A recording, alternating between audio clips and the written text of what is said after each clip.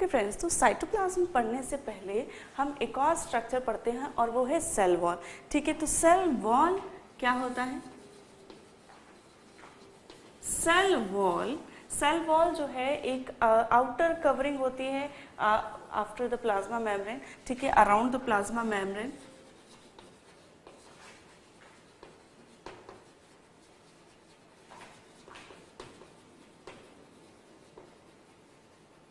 जो किन में पाई जाती है? जो सभी प्लांट सेल में पाई जाती है, जो बैक्टीरिया में पाई जाती है एंड ब्लू ग्रीन एल्गीज में पाई जाती है।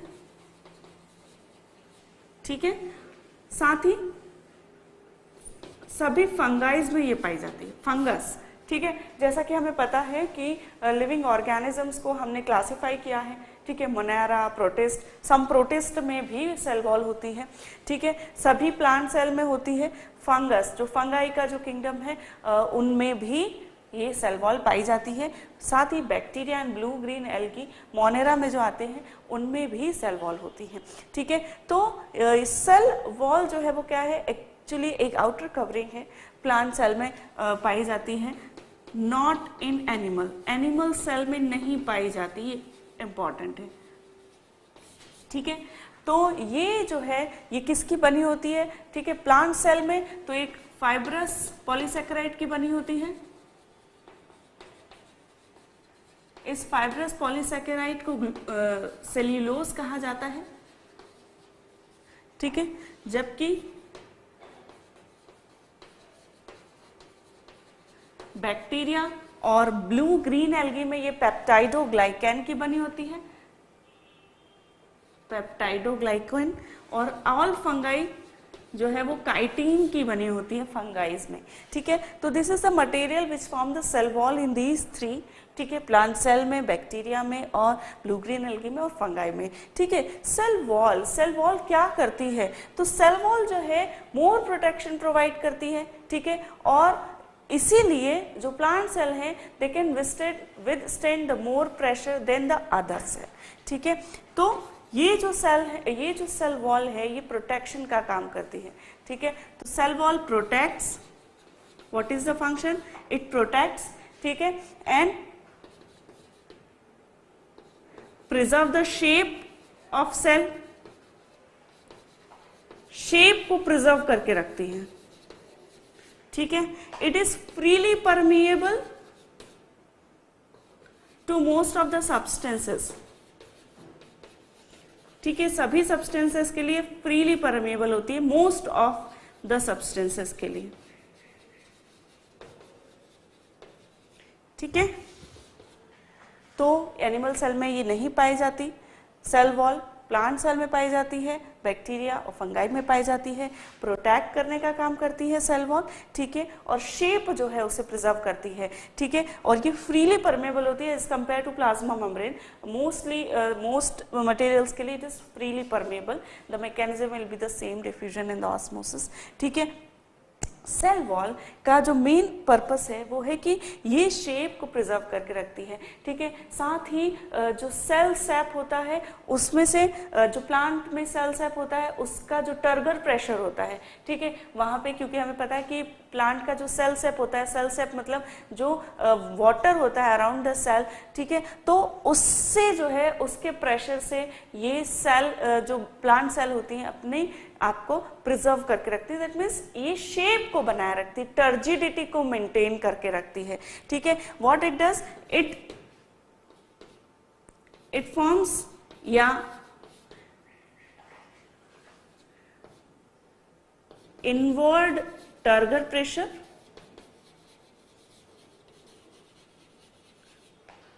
And protect the cell from outer turgor pressure। ठीक है, क्या कहने का मतलब है कि ये जब सेल वॉल होती है तो अंदर की तरफ एक प्रेशर क्रिएट करती है, टर्गर प्रेशर जिसे कहते हैं, उसके द्वारा यह एक सेल का शेप बना के रखती है। साथ ही जो आउटर टर्गर प्रेशर है, बाहर के एनवायरनमेंट का जो प्रेशर है, उससे यह सेल को बनाए रखती है, उसका जो शेप है, साइज है, उसे वो प्रोटेक्ट करके रखती है। ठीक है, और इसीलिए जो प्लांट सेल है वो एनिमल सेल्स की कंपैरिजन में ज़्यादा एटमॉस्फेरिक कंडीशंस को जो है सहन कर सकती है, बेयर कर सकती है। ठीक है, दैट इज़ वेरी इंपॉर्टेंट। ठीक, अब एक एक्टिविटी जो दी गई है आपकी बुक्स में वो ये कि आप किस प्रकार देख सकते हैं कि प्लांट सेल में परमेबिलिटी होती है। तो जब आप एक जो है र्यू लीव्स को यदि आप हाइपरटोनिक सॉल्यूशन में डालेंगे, तो जब आप उसकी सेल को ऑब्जर्व करेंगे तो सेल जो है हाइपरटोनिक सॉल्यूशन होने की वजह से क्या होगा कि जो सेल के अंदर का, देखिए इस प्रकार सेल वॉल होती है, प्लाज्मा मेम्ब्रेन, ठीक है, वैक्यूल्स, हमें पता है कि प्लांट में वैक्यूल्स होती है और उनका जो न्यूक्लियस है वो यूजुअली पेरिफेरी में होता है।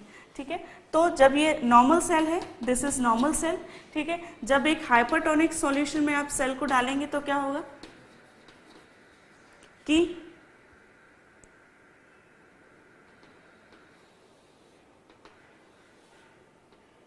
फ्लैक्सिड हो जाएगी सेल। किस कारण से? और प्रोटोप्लाज्म जो है वो कॉन्ट्रैक्ट हो जाएगा। ठीक है, साइटोप्लाज्म या प्रोटोप्लाज्म जो अंदर का प्लाज्म रहता है, cytoplasm, it will be separate from the wall, cell wall, and it will be retracted. क्यों? क्योंकि वाटर जो है वो क्या हो रहा है, बाहर जा रहा है। किस वजह से? क्योंकि ये हाइपरटोनिक सॉल्यूशन में है। ठीक है, और इस प्रकार से जब आप इसे देखेंगे माइक्रोस्कोप में तो आपको ये प्लाज्मोलाइसिस दिखेगी। प्लाज्मोलाइसिस इसे कहते हैं क्योंकि जो प्लाज्म है, जो साइटोप्लाज्म है या प्रोटोप्लाज्म है, उसमें से पानी बाहर आ गया है। ठीक है, तो वो कहलाएगा प्लाज्मोलाइसिस और ये सेल बन जाएगी फ्लैक्सिड सेल, क्योंकि ये टर्जिट सेल थी जब इसका नॉर्मल थी, टर्जिट सेल थी जब इसका टर्गर प्रेशर नॉर्मल है, लेकिन जब आप इसे हाइपरटोनिक सॉल्यूशन में डाल देंगे तो क्या होगा कि जो वाटर है वो सब बाहर निकल जाएगा। ठीक है, ऑफ कोर्स एक्सो ऑस्मोसिस की वजह से, एक्सो ऑस्मोसिस मतलब ऑस्मोसिस हमने देखा द वाटर का जो है जाना, कहाँ से जाना, हायर कॉन्सेंट्रेशन से लोअर कॉन्सेंट्रेशन। ठीक है, तो यहाँ पर क्या हो रहा है कि हाइपरटोनिक सॉल्यूशन में वाटर का कॉन्सेंट्रेशन कम है तो वो यहाँ से बाहर आ जाएगा, cell will be become flaccid और इसे कहते हैं प्लाज्मोलाइसिस। वहीं यदि आप लीफ को बॉयल करेंगे पानी में और फिर उसे हाइपरटोनिक सॉल्यूशन में डालेंगे तो आप इस प्रकार की एक्टिविटी नहीं ऑब्जर्व करेंगे। क्यों? क्योंकि जो डेड सेल है उसकी जो डेड सेल हैं दे आर नॉट परमेएबल, ये शो होता है इससे, ये ऑब्जर्व हम कर सकते हैं। ठीक है, तो it is the activity to show how the cell wall is permeable. ठीक, तो ये हमने देखा सेल वॉल जो है it is a big difference between the animal and plant cell, कि plant cell they contain the cell wall and animal cell don't contain the cell wall. ठीक, तो अब हम देखेंगे the next structure is cytoplasm. Okay friends, now in the structure of cell we will see the cytoplasm. ठीक है, तो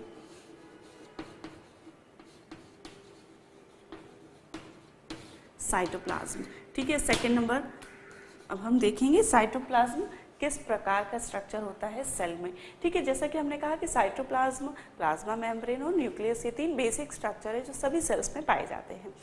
लेकिन cytoplasm का जो स्ट्रक्चर है it can be variate in various cells. ठीक है, तो ये हम देखने वाले हैं साइटोप्लाज्म की पोजीशन क्या है सबसे पहले तो।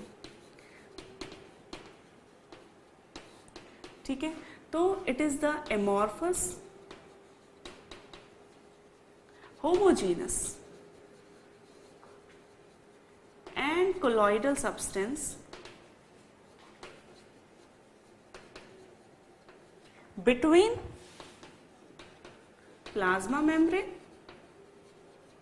and न्यूक्लियस और प्लाज्मा मेम्ब्रेन के बीच में जो एमॉर्फस, एमॉर्फस मतलब जिसका कि कोई पर्टिकुलर शेप नहीं होता, होमोजीनस, जो होमोजीनस होता है, सब जगह एक जैसा फैला होता है, और colloidal substance, that means colloidal solution होता है, और किसके बीच में, प्लाज्मा मेम्ब्रेन एंड न्यूक्लियस के बीच में, it is called as cytoplasm. ठीक है, तो साइटोप्लाज्म क्या होता है, साइटो मीन्स सेल, प्लाज्मा मतलब फ्लूइड, तो जो साइटोप्लाज्म है वो क्या है, जो सेल है उसका फ्लूइड है। ठीक है, तो सेल का fluid is called as cytoplasm. Cell के फ्लूइड का, साइटोप्लाज्म का स्ट्रक्चर देखते हैं किस प्रकार होता है। ठीक है, तो इसका स्ट्रक्चर एक्चुअली दो प्रकार से होता है। ठीक है,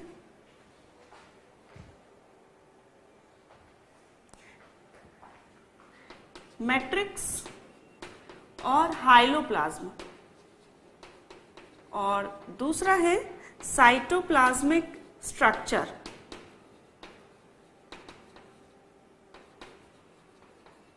जिसमें क्या आते हैं, सेल ऑर्गेनल्स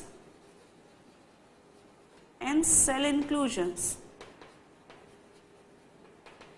ठीक है, तो सबसे पहले हम देखते हैं मैट्रिक्स या हाइलोप्लाज्म क्या होता है। मैट्रिक्स या हाइलोप्लाज्म एक्चुअली क्या है, जो मैट्रिक्स है, जो फ्लूइड है, वो कहलाता है मैट्रिक्स या हाइलोप्लाज्म, जबकि इसी साइटोप्लाज्म में, इसी फ्लूइड में जो डिफरेंट स्मॉल स्ट्रक्चर होते हैं वो कहलाते हैं साइटोप्लाज्मिक स्ट्रक्चर। इसमें आते हैं ऑर्गेनल्स, कुछ ऑर्गेनल्स सेल के जो कि डिफरेंट फंक्शंस परफॉर्म करते हैं, in cell inclusion, cell inclusions non living material जो कि सेल में के फ्लूइड में रहते हैं, जैसे कि glucose, starch, these are called as cell inclusion. ठीक है, सबसे पहले मैट्रिक्स हम पढ़ते हैं। तो मैट्रिक्स या hyaloplasm, it is again divided into two parts. पहला होता है एक्टोप्लाज्म और प्लाज्मा जेल, दूसरा होता है एंडोप्लाज्म और प्लाज्मा सोल। ठीक है, तो ये जो हाइलोप्लाज्म में दो एरिया में डिवाइड रहता है। जो अंदर का मैट्रिक्स होता है, अंदर का जो फ्लूइड होता है, वो कैसा होता है, डेंसर होता है, डेंस होता है। ठीक है, और denser and less non granular, grains नहीं होते इसमें, ग्रेन्यूल्स नहीं होते, तो ये डेंसर और नॉन ग्रेन्युलर कहलाता है, जेल लाइक होता है, इसलिए इसे कहा प्लाज्मा जेल। जबकि और ये कहाँ रहता है, आउटर पार्ट रहता है इसका। ठीक है, outer denser and non granular part of matrix is called as plasma gel या एक्टोप्लाज्म। वहीं इनर मोर फ्लूइडी नेचर का होता है एंड ग्रेन्युलर पार्ट कहलाता है एंडोप्लाज्म या प्लाज्मा सोल। ठीक है, तो मैट्रिक्स या हाइलोप्लाज्म के दो एरियाज में, ठीक है, they are inter convertible, that means inter convertible होते हैं, दैट मीन्स उसमें जो सब्सटेंसेस हैं, मटेरियल्स हैं, उनका एक्सचेंज हो सकता है, दे आर इंटर कन्वर्टिबल। ठीक है, तो मैट्रिक्स एंड हाइलोप्लाज्म का हमने देखा। ठीक है, साइटोप्लाज्म में हम स्ट्रक्चर देख रहे हैं, तो मैट्रिक्स और हाइलोप्लाज्म एंड साइटोप्लाज्मिक स्ट्रक्चर। तो मैट्रिक्स और हाइलोप्लाज्म दो एरिया में डिवाइडेड है, एक्टोप्लाज्म और प्लाज्मा जेल इसे कहते हैं, जो कि आउटर डेंसर और नॉन ग्रेन्युलर पार्ट होता है, जबकि endoplasm and plasma sol inner fluidy, ज्यादा फ्लूइड इसमें होता है, एंड ग्रेन्यूल्स इसमें होते हैं, तो ये कहलाता है प्लाज्मा सोल। ठीक है, plasma gel and plasma sol. ठीक, तो ये इंटर कन्वर्टिबल होते हैं, they show the continuous movement. ठीक है, ये जो मैट्रिक्स है ये कंटिन्यूअस मूवमेंट शो करता है, जिसे साइक्लोसिस कहते हैं, साइक्लोसिस। ठीक है, क्या होता है, ये जो सेल है, ठीक है, इस प्रकार, इस यहाँ पे न्यूक्लियस है, ठीक है, यहाँ पर क्या है, साइटोप्लाज्म है, तो साइटोप्लाज्म कंटिन्यूअस जो है स्ट्रीमिंग शो करता है। ठीक है, और इस स्ट्रीमिंग को कहा जाता है साइक्लोसिस।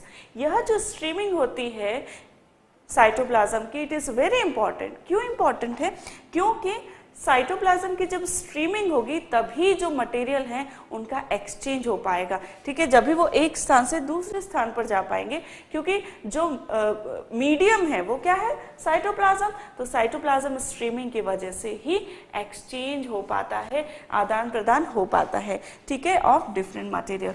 तो व्हाट इज द फंक्शन? तो it work as a pathway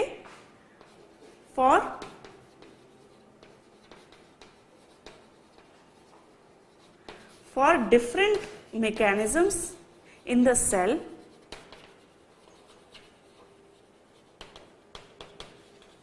जैसे कि बायोसिंथेसिस, ऑक्सीडेशन, ठीक है। बायोसिंथेसिस जैसे कि किसी प्रोडक्ट की सिंथेसिस होना है, प्रोटीन को फॉर्म करना है, तो प्रोटीन के लिए रॉ मटेरियल किससे होके गुजरेगा, साइटोप्लाज्म से, ठीक है। ऑक्सीडेशन, ऑक्सीजन यदि सेल को चाहिए, माइटोकॉन्ड्रिया में पहुंचनी चाहिए सेल, तो सेल का जो ऑक्सीडेशन है वो कैसे, ऑक्सीजन कैसे पहुंचेगी सेल में, माइटोकॉन्ड्रिया तक, थ्रू द साइटोप्लाज्म, ठीक है। तो इस प्रकार इट इज वेरी इंपॉर्टेंट कि साइटोप्लाज्म जो है वो एक मीडियम का काम करता है एक्सचेंजेस ऑफ मटेरियल के लिए।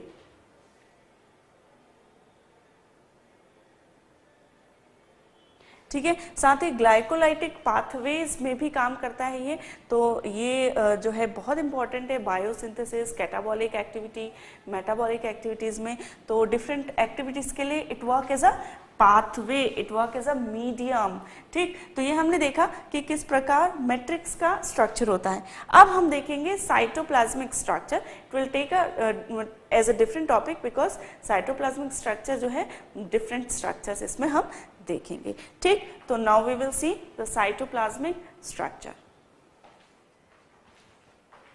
Okay friends, so now we will see the cytoplasmic structure. Cytoplasmic structure क्या होते हैं? ये डिफरेंट माइन्यूट स्ट्रक्चर्स होते हैं, और ये जो डिफरेंट स्ट्रक्चर्स हैं सेल के, डिफरेंट फंक्शनिंग में सेल को हेल्प करते हैं, ठीक है। तो cytoplasmic structure, different structures in cytoplasm helps in different bio activities, cell की जो एक्टिविटीज हैं उसमें हेल्प करते हैं, जैसे कि बायोसिंथेसिस, किसी प्रोडक्ट का सिंथेसिस करना, बनाना, बायोसिंथेसिस कहलाता है। एक्सक्रीशन, किसी वेस्ट मटेरियल को बाहर निकालना, एक्सक्रीशन कहलाएगा। डाइजेशन, किसी सब्सटेंस को सिंपल सब्सटेंस में ब्रेक डाउन करना, डाइजेशन कहलाएगा, ठीक है। रेस्पिरेशन, ग्लूकोज का ऑक्सीडेशन करके और एनर्जी प्रोडक्शन करना, रेस्पिरेशन कहलाएगा। तो इस प्रकार ये डिफरेंट बायो एक्टिविटीज में जो सेल के स्ट्रक्चर्स हैं वो सेल को हेल्प करते हैं। तो इसमें हम सबसे पहला जो स्ट्रक्चर देखने वाले हैं वो है endoplasmic reticulum. Endoplasmic reticulum, endoplasmic reticulum की पोजीशन क्या होती है? एंडोप्लाज्मिक रेटिकुलम जो है वो डिफरेंट स्ट्रक्चर्स होते हैं, form from the different structures like tubules, tube like structure, cisterns, cisternae and vesicular structure, vesicle type structure in throughout the cytoplasm। वैसे तो यूजुअली ये throughout cytoplasm रहते हैं, but specially in endoplasm, endoplasm में ज्यादा दिखते हैं, ठीक है, और इसीलिए इन्हें कहते हैं एंडोप्लाज्मिक रेटिकुलम, ठीक है। एंडोप्लाज्म में पाए जाते हैं, रेटिकुलम मतलब थ्रेड लाइक स्ट्रक्चर, ठीक है। तो ये जो है डिफरेंट स्ट्रक्चर होते हैं, जैसे सिस्टर्नी। सिस्टर्नी किस प्रकार का स्ट्रक्चर होता है? इस प्रकार से ट्यूब लाइक स्ट्रक्चर होता है, एक के ऊपर एक, और इसमें इस प्रकार से ग्रेन्यूल्स हो सकते हैं जिन्हें राइबोसोम्स कहते हैं, उनके बारे में हम पढ़ेंगे आगे। ये राइबोसोम्स के साथ और राइबोसोम्स के बिना भी स्ट्रक्चर होते हैं जिन्हें कि दो डिवीजन में बांटा गया है वो हम देखते हैं आगे, ठीक है। और वेसाइकल्स हो सकते हैं इस प्रकार से, ठीक है, और टिब्यूल्स हो सकती हैं इस प्रकार से,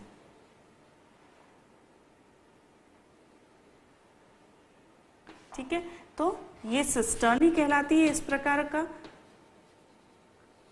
ये वेसाइकल्स होते हैं, स्मॉल वेसाइकल टाइप, और ये ट्यूब्यूल्स होती हैं, ठीक है। एंडोप्लाज्म में ये रहते हैं। इनका जो स्ट्रक्चर है वो किस प्रकार का रहता है, लिपोप्रोटीनस और trilaminar like plasma membrane. Plasma membrane की ही तरह ये लिपोप्रोटीनस लिपिड और प्रोटीन से बने हुए रहते हैं और ट्राइलेमाइनर इनका स्ट्रक्चर होता है, ठीक है। अब ये जो एंडोप्लाज्मिक रेटिकुलम है ये दो प्रकार के हो सकते हैं। एक होता है रफ एंडोप्लाज्मिक रेटिकुलम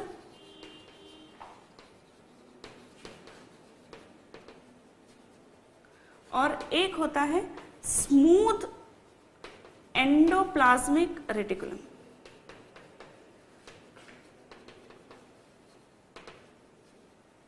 ठीक है, शॉर्ट में इसे RER और इसे SER भी कहते हैं।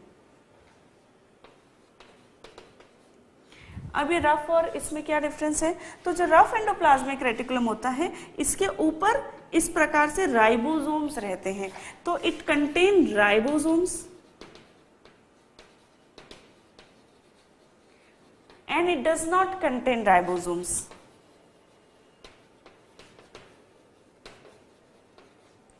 राइबोसोम्स जो होते हैं वो किस में हेल्प करते हैं, वो हेल्प करते हैं प्रोटीन सिंथेसिस में। इसलिए जो रफ एंडोप्लाज्मिक रेटिकुलम होता है it helps in protein synthesis,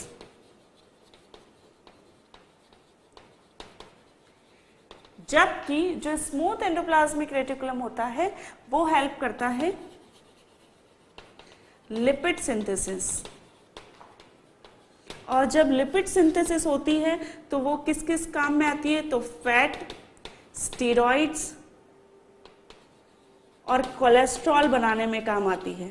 क्यों? क्योंकि कोलेस्ट्रॉल, स्टेरॉइड्स एंड फैट ये लिपिड से ही बनते हैं, तो it helps in synthesis of fat, steroids and cholesterol. ठीक है, अब इसका एग्जाम्पल यदि देखें रफ एंडोप्लाज्मिक रेटिकुलम का, क्या एग्जाम्पल है, प्लाज्मा सेल्स। ठीक है, प्लाज्मा सेल्स में ये रहते हैं, ऐसे बहुत सारी सेल्स में ये हो सकते हैं डिफरेंट, लेकिन यदि एक एग्जाम्पल हम देखें तो प्लाज्मा सेल्स। तो प्लाज्मा सेल्स क्या होती हैं, प्लाज्मा सेल्स एक प्रकार की WBC होती है, वाइट ब्लड सेल्स होती है। ठीक है, हमें पता है ब्लड में सेल्स पाई जाती हैं, एक होती है रेड ब्लड सेल्स, एक होती है WBC वाइट ब्लड सेल्स। तो plasma cells is a form of WBC, और ये जो है प्लाज्मा सेल्स हमारी एंटीबॉडी फॉर्म करने में हमें हेल्प करती है। अब एंटीबॉडी क्या होती है, यदि हमें कोई फॉरेन बॉडी हमारी बॉडी में आ जाए, जैसे कि वायरस, बैक्टीरिया, फंगाई, तो उसके अगेंस्ट केमिकल बनाना और उसे खाना, ठीक है, उसे नष्ट करना, उसे डिस्ट्रॉय करने का काम हमारी WBC करती है, इसीलिए उन्हें हम सोल्जर्स कहते हैं बॉडी का। ठीक है, तो प्लाज्मा सेल्स जो है एंटीबॉडी फॉर्म करती है, और एंटीबॉडी का केमिकल नेचर होता है प्रोटीनस, इसीलिए प्लाज्मा सेल्स में एंडोप्लाज्मिक रेटिकुलम और वो भी रफ पाए जाते हैं, रफ एंडोप्लाज्मिक रेटिकुलम। ठीक है, वहीं एडिपोसाइट्स, एडिपोसाइट्स जो होती हैं हमारी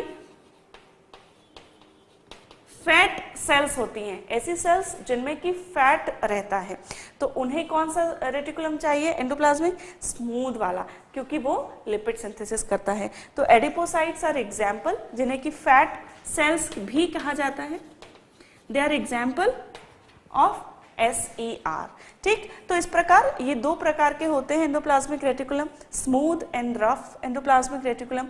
just the differentiation is based on the ribosomes presents. Ribosomes जिन पे प्रेजेंट होंगे वो रफ कहलाएंगे, जिन पे नहीं होंगे वो स्मूथ कहलाएंगे। ठीक है, अब यदि हम देखें कि इसका क्या फंक्शन है, तो फंक्शंस हम क्या लिख सकते हैं, we can conclude.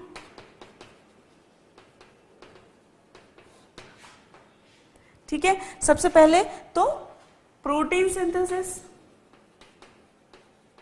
Lipid synthesis, ये मेन फंक्शन हो गया। उसके अलावा जो एंडोप्लाज्मिक रेटिकुलम है वो एक साइटोस्केलेटन का काम करते हैं। साइटोस्केलेटन मतलब कि जो सेल है उसका आकार बना रहे, वो कोलैप्स ना हो, उसके लिए जरूरी है कि सेल में कुछ ऐसे स्ट्रक्चर हो जो कि उसके आकार को बनाए रखे।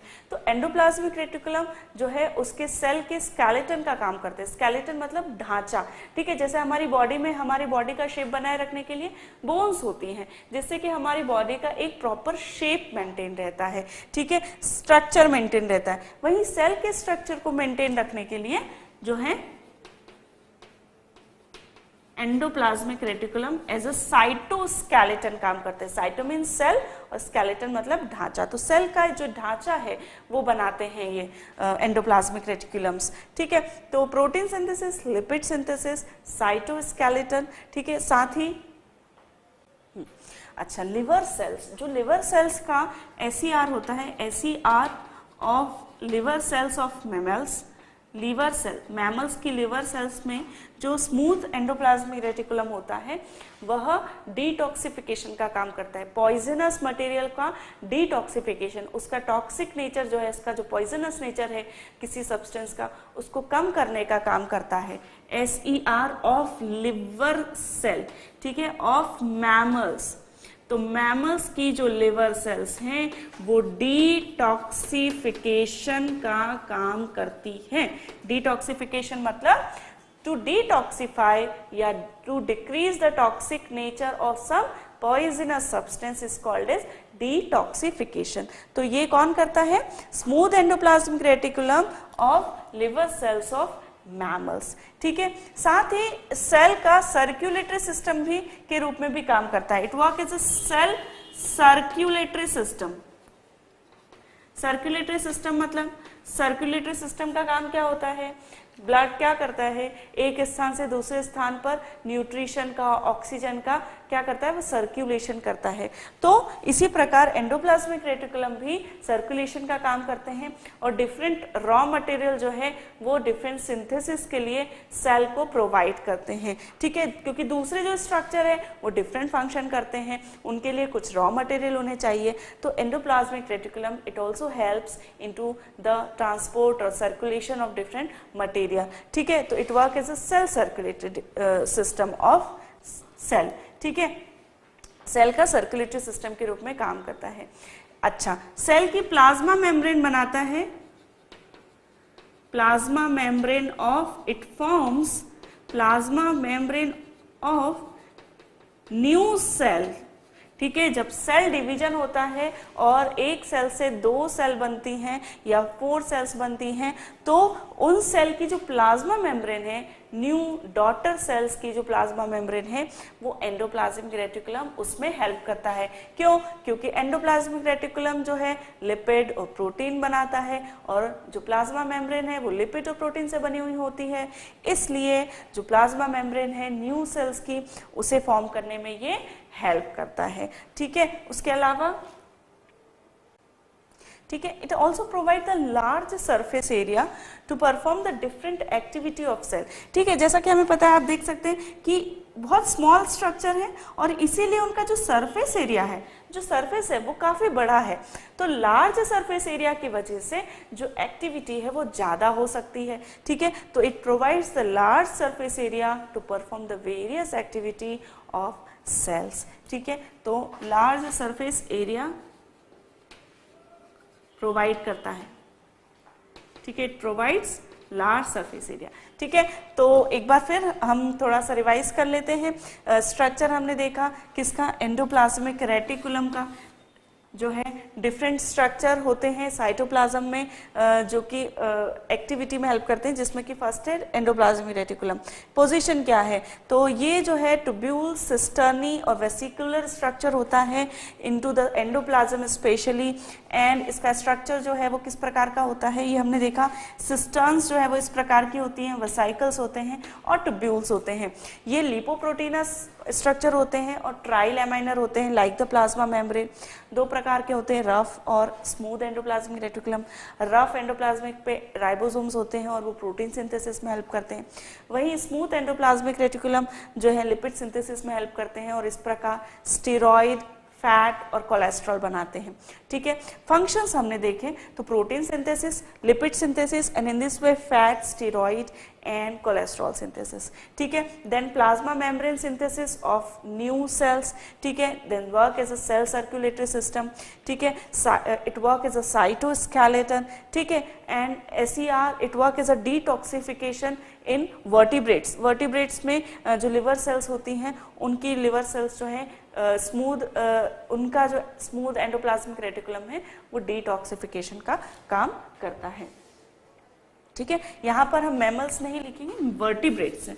जो वर्टिब्रेट्स होते हैं मैमल्स में भी, नॉट इन मैमल्स, वर्टिब्रेट्स सभी वर्टिब्रेट्स में, ठीक है, including mammals and all others. ठीक है, तो सभी वर्टिब्रेट्स में जो लिवर की SER होते हैं वो डिटॉक्सिफिकेशन का काम करते हैं, पॉइजनस मटेरियल को नॉन पॉइजनस में कन्वर्ट करते हैं।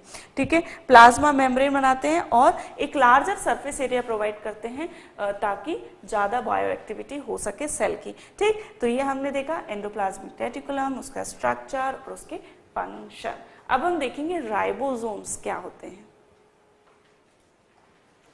ओके, तो हम पढ़ रहे हैं साइटोप्लाज्मिक स्ट्रक्चर, और साइटोप्लाज्मिक स्ट्रक्चर में हमने क्या देखा, एंडोप्लाज्मिक रेटिकुलम। एंडोप्लाज्मिक रेटिकुलम के बारे में एक बात मैं बताना भूल गई हूँ कि जो एंडोप्लाज्मिक रेटिकुलम है सभी जो है यूकैरियोटिक सेल्स में होता है। ठीक है, सभी सेल्स में होता है except prokaryotic cells and RBCs of mammals. ठीक है, तो मैमल्स में जो RBCs होती हैं उनमें एंडोप्लाज्मिक रेटिकुलम नहीं होता, प्रोकैरियोटिक्स में एंडोप्लाज्मिक रेटिकुलम नहीं होता, और सभी यूकैरियोटिक सेल्स में एंडोप्लाज्मिक रेटिकुलम होता है। साथ ही एंडोप्लाज्मिक रेटिकुलम एक इलेक्ट्रॉन माइक्रोस्कोपिक स्ट्रक्चर है, दैट मीन्स उसे सिर्फ और सिर्फ इलेक्ट्रॉन माइक्रोस्कोप से देखा जा सकता है।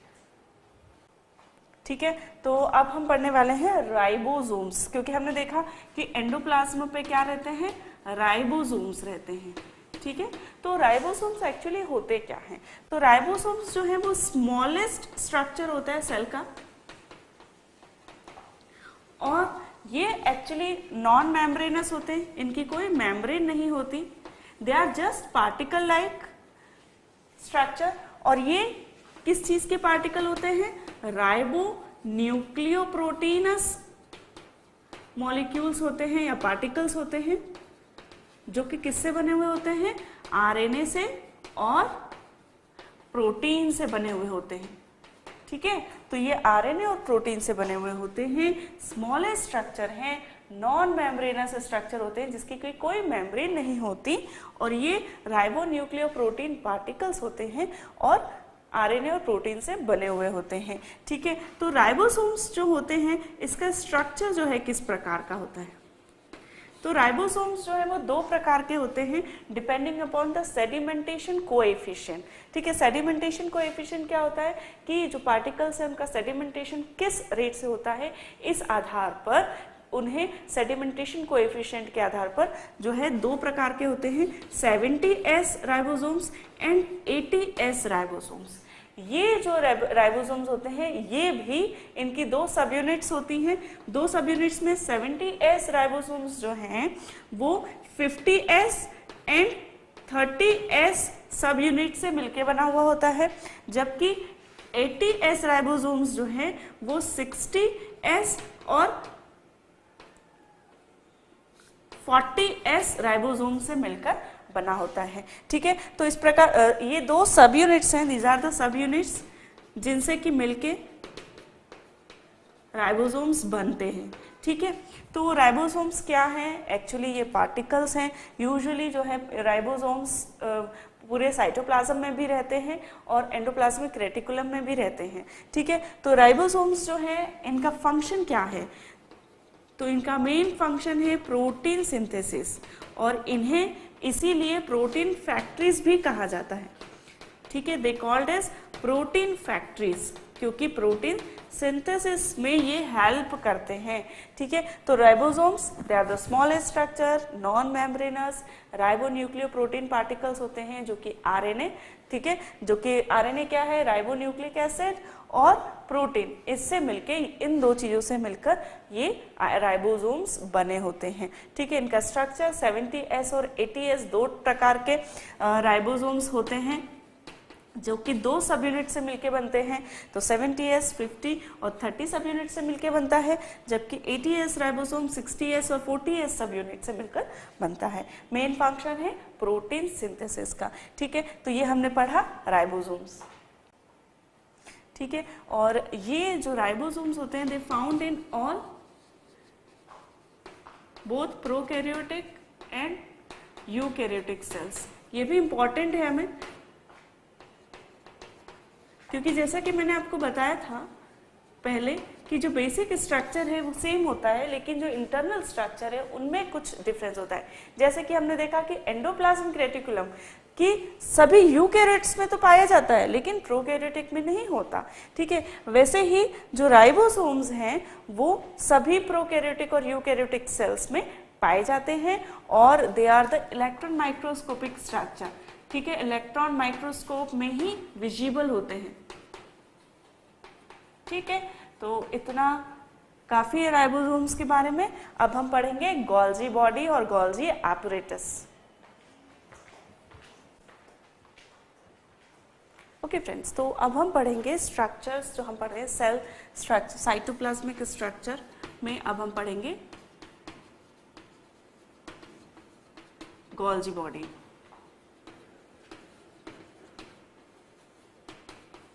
और गोल्जी एपरेटस भी इसे कहा जाता है। ये स्ट्रक्चर जो है ऑल यूकैरियोट्स में पाया जाता है और एक्सेप्ट मैमेलियन आरबीसीज, मैमल्स की जो आरबीसीज होती हैं उनमें नहीं होता और साथ ही स्पर्म सेल्स में नहीं होता। ठीक है,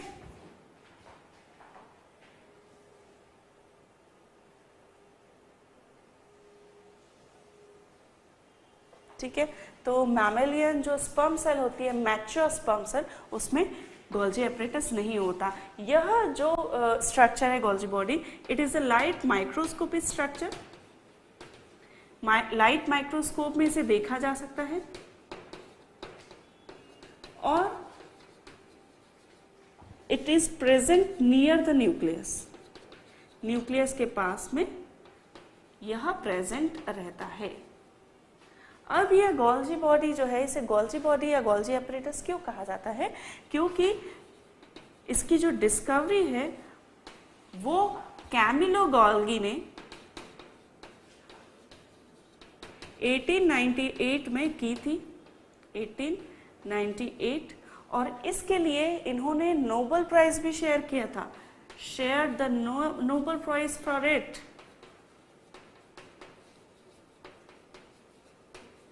ठीक है, तो गोल्जी, कैमिलो गोल्जी ने जो है गोल्जी बॉडी या गोल्गी एपरेटस का जो है डिस्कवरी की थी और इसके लिए उन्हें नोबेल प्राइज मिला था। ठीक है, तो it is important for your MCQs point of view. ठीक है, तो यह जो गोल्जी बॉडी है इसका स्ट्रक्चर किस प्रकार का होता है देखते हैं। तो दो प्रकार का स्ट्रक्चर इसका होता है, टू टाइप्स। एक तो सिस्टर्नी, जिस प्रकार से हमने एंडोप्लाज्मिक रेटिकुलम में देखी थी, और वैक्यूल्स। सिस्टर्नी जो होती है वो 2 लेयर स्ट्रक्चर होता है विद अ सोलन एंड।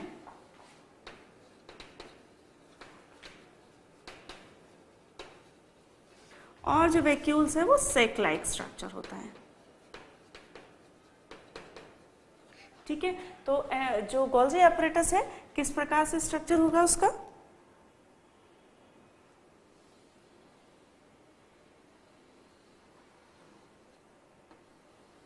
आप देख सकते हैं स्वोलन एंड बनाए हैं, तो इस प्रकार से इसका स्ट्रक्चर होता है और ये हम वैक्यूल्स हैं। ठीक है, तो these are cisternes and these are vacuoles। ठीक है, तो इस प्रकार का स्ट्रक्चर जो है वो होता है किसका? गोल्जी बॉडी का। ठीक है, और वेसाइकल्स, स्मॉल वेसाइकल्स जो हैं इसके रहते हैं, वैक्यूल्स एंड वेसाइकल्स। ठीक है, तो अब ये स्ट्रक्चर हमने देख लिया गोल्जी बॉडी का। अब ये गोल्जी बॉडी का वर्क कैसा होता है, क्या फंक्शन क्या करता है गोल्जी बॉडी, तो अब हम देखते हैं इसका फंक्शन।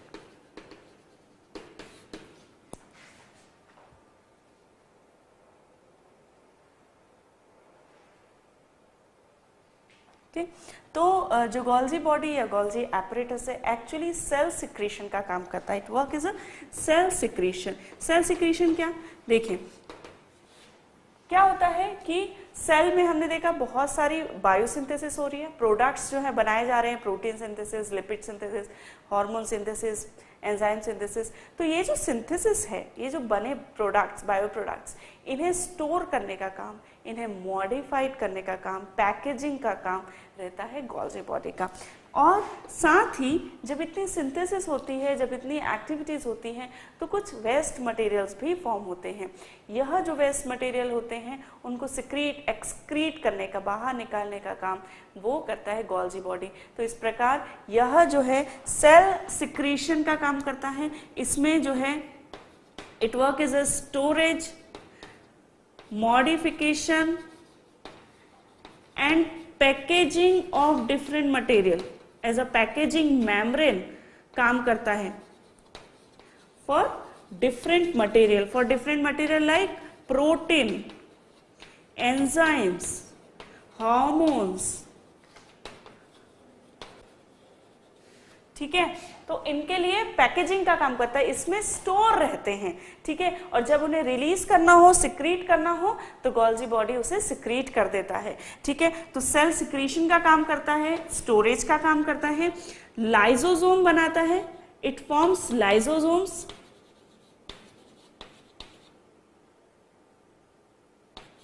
लाइसोसोम्स जो होते हैं स्ट्रक्चर होता है जिसमें कि एंजाइम्स रहते हैं। ठीक है, बैग लाइक स्ट्रक्चर जिसमें कि जो है एंजाइम्स होते हैं। और इसके बाद गोल्जी बॉडी के बाद हम लाइसोसोम्स ही पढ़ेंगे तो आपको और क्लियर होगा। इट फॉर्म्स लाइसोसोम्स, साथ ही एक्रोसोम्स ऑफ स्पर्म सेल। जो स्पर्म सेल्स होती है, जैसा कि हमने देखा कि स्पर्म सेल्स में गोल्जी बॉडी नहीं होती, क्योंकि ये जो गोल्जी बॉडी है वो स्पर्म सेल का एक्रोसोम बनाती है। एक्रोसोम क्या होता है, जो कैप लाइक स्ट्रक्चर होता है स्पर्म का, वो कहलाता है एक्रोसोम्स। और ये बनता है एक्रोसोम्स जो है गोल्जी बॉडी से फॉर्म होता है। गोल्जी बॉडी जो है स्पेशली एंजाइम्स बनाने का काम करता है। तो एक्रोसोम्स में कुछ डाइजेस्टिव एंजाइम्स होते हैं और इसीलिए at the time of fertilization जो एक्रोसोम्स होता है वो एंजाइम्स, उसमें एंजाइम्स रहते हैं और वो एग को पेनिट्रेशन का काम करता है। तो वो पेनिट्रेशन किसकी मदद से करता है, एक्रोसोम्स में जो डाइजेस्टिव एंजाइम्स हैं उनकी मदद से ही वह एग को पेनिट्रेट कर पाता है। तो इस प्रकार यह जो एक्रोसोम्स है वो किसकी वजह से बन पाते हैं, गोल्जी बॉडी की मदद से। ठीक है, तो इट फॉर्म्स लाइसोसोम्स, ठीक है, it forms acrosomes of sperm cells. ठीक है, and it also forms secretory vesicles. ठीक है, तो सिक्रीटरी वेसाइकल्स मतलब ये जो वेसाइकल्स होते हैं इनके, वो जो वेसाइकल्स हैं उनमें एंजाइम्स होते हैं, उनमें हार्मोन्स होते हैं। और ये जब रिलीज होते हैं वेसाइकल्स तो क्या होता है कि एटमॉस्फेयर में ये एंजाइम्स को, हार्मोन्स को रिलीज करते हैं। ठीक है, तो गोल्जी बॉडी का मेन काम है सेल सिक्रीशन का। It is important, cell secretion का काम करते हैं। ठीक है, साथ ही लाइसोसोम बनाते हैं, एक्रोसोम्स बनाते हैं, सिक्रीटरी वेसाइकल्स बनाते हैं। ठीक है, पैकेजिंग और जो है डिस्ट्रीब्यूशन, मॉडिफिकेशन और स्टोरेज का काम करते हैं डिफरेंट मटेरियल्स के। ठीक है, तो गोल्जी बॉडी एक स्टोरेज का काम करता है और सिक्रीशन का काम करता है। ठीक है, एंड साथ ही इट फॉर्म्स पॉलीसेकेराइड। ठीक है, तो पॉलीसेकेराइड भी फॉर्म करता है।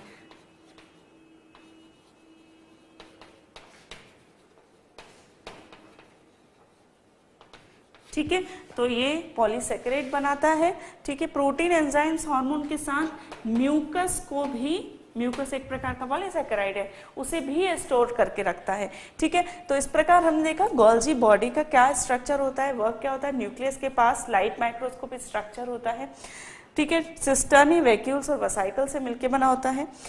इसका डिस्कवरी कैमिलो गोल्गी ने किया था 1898 में और उसके लिए इन्हें नोबेल प्राइज मिला था। इसके फंक्शन क्या है, सेल सिक्रीशन मेन फंक्शन है, उसके अलावा लाइजोसोम फॉर्म करना, एक्रोसोम फॉर्म करना, पॉलीसैकेराइड की सिंथेसिस करना, वह काम करता है गोल्जी एपरेटस। उसके अलावा डिफरेंट मटेरियल को स्टोर करना, पैकेजिंग करना, मॉडिफाई करने का काम, जैसे कि प्रोटीन, एंजाइम्स, हार्मोन्स और म्यूकस, इसका काम करता है गोल्जी बॉडी। ठीक है, तो हमने देखा लाइजोसोम कौन बनाता है, गोल्जी बॉडी या गोल्जी एपरेटस। अब हम देखेंगे लाइजोसोम होता क्या है, उसके क्या फंक्शंस हैं।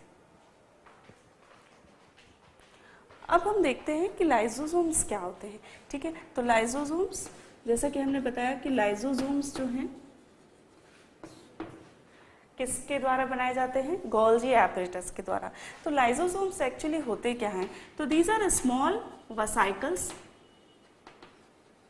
ठीक है, which are electron microscopic structure, electron microscopic structure होता है, और इसका जो मैट्रिक्स होता है with highly heterogeneous matrix containing digestive enzyme.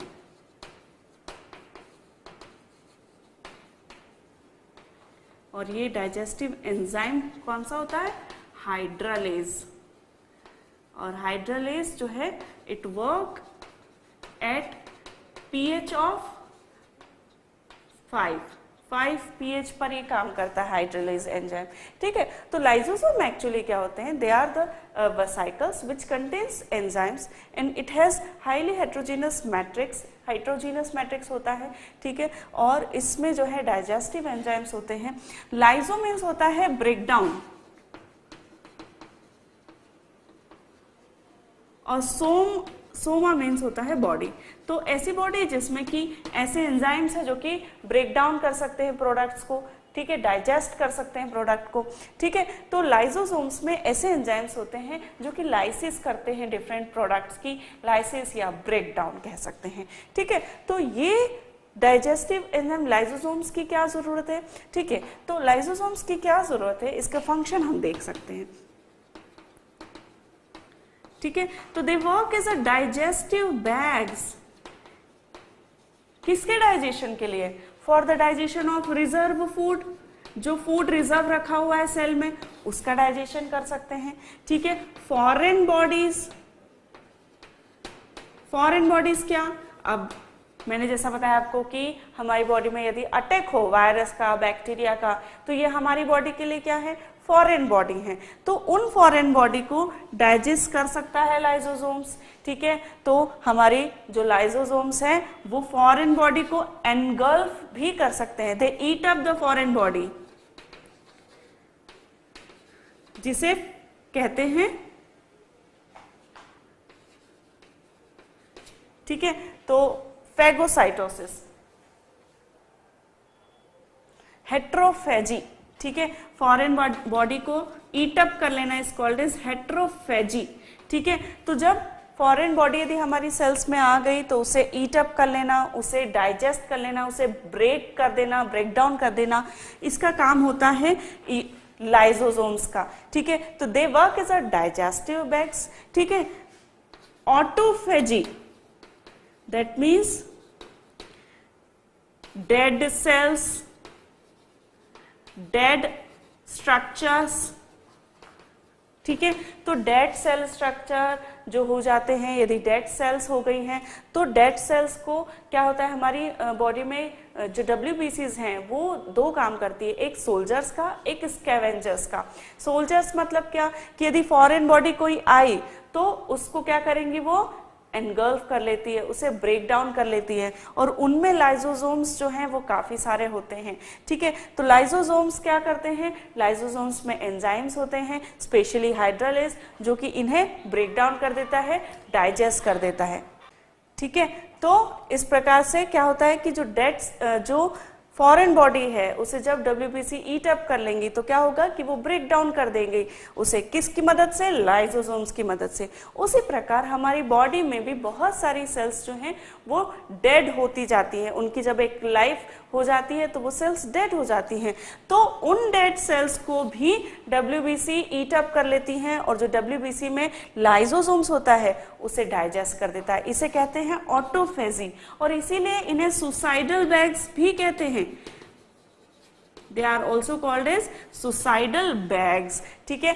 तो इस प्रकार से लाइसोसोम्स जो हैं वो डाइजेशन का काम करते हैं, वो चाहे फॉरेन बॉडी हो, चाहे वो रिजर्व फूड हो, चाहे वो हमारी बॉडी के ही या चाहे वो सेल का ही कोई स्ट्रक्चर हो, तो उसे डाइजेस्ट करने का काम होता है लाइसोसोम्स का। लाइसोसोम्स में हाइड्रोलेज एंजाइम्स होता है जो कि डाइजेशन का काम करता है, और यह 5 pH पर ही काम कर सकता है। यदि इससे ज्यादा या कम हुआ तो यह हाइड्रोलेज एंजाइम काम नहीं कर सकता, ठीक है। अच्छा, इस प्रकार चूंकि जो लाइसोसोम्स हैं वो किसके डाइजेशन में हेल्प करते हैं? कुछ भी वेस्ट यदि है सेल में, ठीक है, तो उसे डाइजेस्ट करने का काम कौन कर रहा है? लाइसोसोम। और इसीलिए इन्हें गार्बेज डिस्पोजल ऑफ सेल या गार्बेज डिस्पोजल सिस्टम भी कहा जाता है, ठीक है। तो गार्बेज डिस्पोजल सिस्टम किसे कहा जाता है? लाइसोसोम का। क्यों कहा जाता है? क्योंकि वो डाइजेस्ट करता है कुछ भी यदि वेस्ट मटेरियल हुआ या फॉरेन मटेरियल हुआ जो कि हानिकारक है बॉडी के लिए, जैसे वायरस, बैक्टीरिया, तो उन्हें डाइजेस्ट करेगा, एनगल्फ करेगा लाइसोसोम्स, और इस प्रकार प्रोटेक्ट करेगा सेल को, ठीक है। तो इस प्रकार हमने देखा lysosomes. We will continue into the next session then about the peroxisome, about the mitochondria, about the chloroplast, ठीक है। तो in the next session we will move forward.